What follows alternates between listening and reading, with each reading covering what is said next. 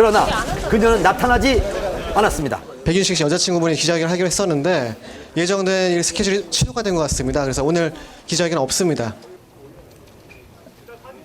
예약하신 거예요? 아니 오늘 저희가 황당한 게 뭐냐면은 당황스러워요. 예약이 없었어요. 전혀 예약이 없는데 아침 11시 반부터 전화가 불티나게 온 거예요. 그분이 예약을 하셨다는 거예요. 그래서 저희 그런 거 없다. 예약도 안 했는데 예약 취소하겠다 이렇게 된 거예요. 전화가 온 거예요 지금. 동생분이 저한테 전화를 해서 죄송하다고. 바깥에 기자분들 많이 계시죠. 그래서 그렇다니까 그분들한테 오늘 기자회견 취소됐다고 말씀 좀 전해달라고.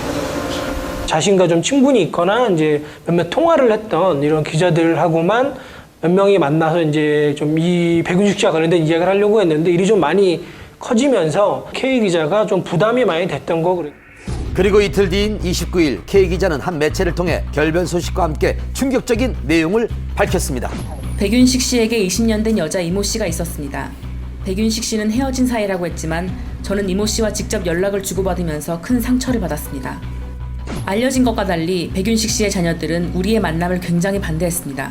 가족이 한 집에 살고 있는데 거의 모든 지출을 백윤식 씨가 책임지고 있어 경제적 문제 때문에 반대한 것입니다. 자녀들과 이야기를 나누고 싶어 백윤식 씨의 집을 찾아갔지만 고성과 폭언이 오갔습니다. 건장한 두 아들이 나를 집 밖으로 내몰면서 몸싸움이 있었습니다. 이것은 폭력 행사이며 적절한 대응을 할 생각입니다. 무엇보다 백윤식 씨를 비롯한 백윤식 씨 가족에게 진심 어린 사과를 바란다고 강조했습니다. K 기자와 직접 통화를 시도해 봤습니다. 기자님이신가요? 기자신가요? 여기 SBS 한밤의 TV연예 팀인데요. 전화를 못했습니다. 죄송합니다. 백윤식 씨 소속사 측은 K 기자의 주장이 사실이 아니라고 전했습니다. 회사 차원의 공식 입장은 아마 없을 것 같아요. 근데 그거는 또 배우의 사생활이다 보니까 저희가 뭐 이래라 저래라 할 수 있는 입장이 있는 거는 아니고요. K 기자의 폭로로 인해 이제 문제는 백윤식 씨 가족 전체로 확산된 상황. 어떤 대응을 할 것인지 관심이 집중됐는데요. 그 다음 날 백윤식 씨의 두 아들은 즉각 반박에 나섰습니다. K 기자가 만취한 상태에서 막무가내로 찾아와 소란을 피웠습니다. 신랑이가 있었을 뿐 폭행은 없었고 오히려 일방적으로 얼굴을 폭행당했습니다.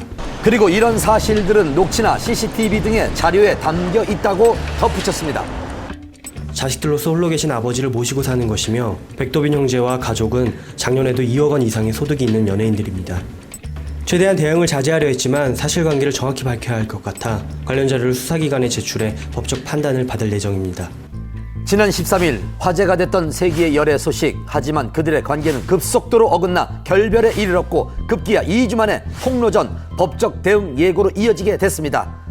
그리고 백도빈 형제가 공식 입장을 밝힌 바로 다음날 오전 K기자의 입원 소식이 알려졌습니다. 그녀가 지난밤 수면제를 과다 복용해서 응급실로 실려갔다는 겁니다. 당시 신고를 받고 K기자의 집으로 출동한 소방서를 찾아가 봤습니다. 몇 시 정도예요? 22시 10분. 신고는 그냥 본인이 하신 거예요? 어머니께서 신고하셨어요. 아, 어머니가? 네. 이사해서 강의하신다고. 집에서 어머니랑 강의하셔서 신고하셨어요. 수면제 과다 복용으로 복통을 호소하며 30일 밤 서울의 한 종합병원 응급실로 실려간 K기자. 다음 날인 1일 내과 중환자실에 입원해 일반인과의 접촉이 차단된 상태로 치료를 받았습니다. 오늘 일반 병실로 거처를 옮긴 것으로 전해졌고요. 또한 K기자의 입원 직후 백윤식 씨가 병문안을 한 사실도 알려져 화제가 됐습니다. 오늘 새벽에 소식 듣고 다녀오셨다고 들었어요, 병원에. 네네. 향후 관련해가지고 어떻게 오늘 상황들이 벌어졌잖아요. 지금 이 시기에 그런 거를 논의할 수 있는 상황은 아닌 것 같아요. 공개 연인 선언 2주 만에 결별과 폭로전으로 얼룩진 두 사람. 향후 어떤 결말을 맺을지 기추가 주목됩니다. 미성년자 5차례 강제추행 고영욱. 자, 최종 형량을 받은 후 각기 다른 이유로 연일 뉴스에 오르내리고 있습니다. 미성년자 성폭행 및 강제추행 혐의로 기소 중인 방송인 고영욱. 그가 연예인 최초로 전자발찌를 착용하게 됐습니다.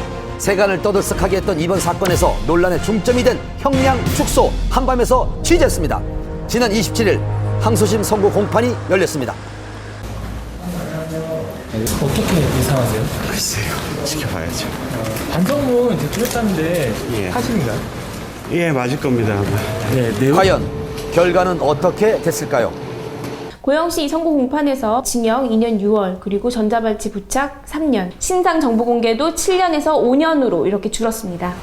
항소심에서 실형과 전자발찌 착용을 면할 수 없게 된 고영우.